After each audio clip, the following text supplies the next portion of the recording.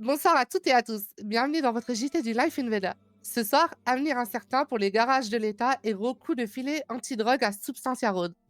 Lors de la conférence de presse du 16 mars, le gouvernement a alerté sur une situation tendue pour plusieurs garages et LTD. Suite à la fermeture administrative de la GB Fonderie, les ravitaillements seront suspendus pendant au moins 3 semaines, le temps que l'entreprise trouve un nouveau patron. Pendant ce temps, certains garages sont déjà à sec. Conséquence directe, le prix des matières premières explose. On parle d'environ 30% de hausse. Plus les frais de livraison. Les garages perdent, en plus de ça, les remises préférentielles de la ZB Fonderie. Un fournisseur externe prendra en charge des commandes. Les premières livraisons seront attendues jeudi, mais en fonctionnement un peu plus normal, espéré vendredi. Mais sans la ZB, pendant au moins 3 semaines, le marché va clairement tanguer. Chaque entreprise sera limitée à une commande par semaine, sans limite de quantité. À elle de prévoir un stock tactique et de gérer leurs réserves. Le gouvernement évoque des aides ou subventions pour les garages et certains LTD les plus en difficulté, selon leur trésorerie. Côté tarif, certains garages aimeraient s'aligner pour ne pas trop impacter les citoyens. Le gouverneur, lui, préférait clairement laisser la concurrence jouer son rôle. Une chose est sûre, les prochaines semaines seront décisives pour le secteur de l'auto. Le Life Invader suivra de près la situation. Dimanche 15 mars, vers 23h,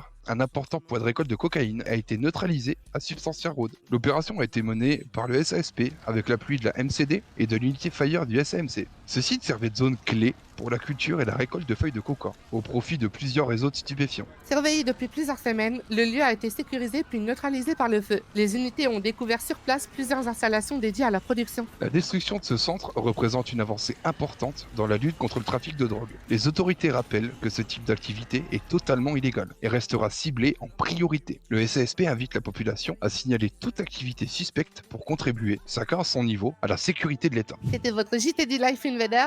Merci de nous avoir suivis. Prenez soin de vous et à très bientôt pour une nouvelle édition.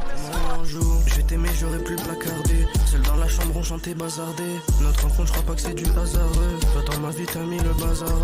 Tu me suivais partout comme un traceur. Je t'avoue, de base, je visais ta sœur. Mais c'est en toi, j'ai vu mon âme sœur.